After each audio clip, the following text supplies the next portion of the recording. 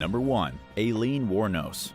Aileen Wuornos is without a doubt one of the most terrifying serial killers that ever stalked the back roads of America.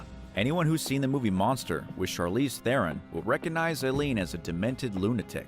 In 2002, she was executed in the state of Florida after killing 7 men that she picked up while working the highways as a prostitute between 1989 and 1990. She was the 10th woman at the time to ever receive the death penalty in the United States since it was reinstated in 1976. But Aileen's story is one of tragedy. She began working as a prostitute at the young age of just 11.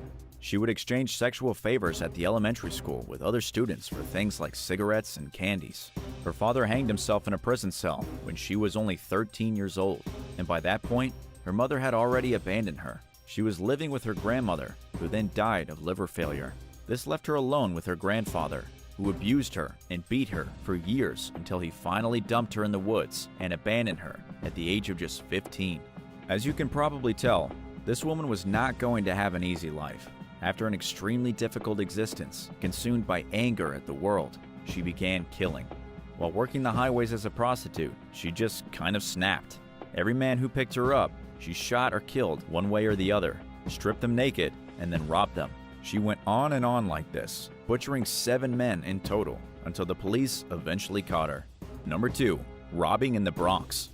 A crazy woman from the Bronx had gotten into some serious trouble for robbing a Family Dollar store and trying to stab the security guard to death with a screwdriver.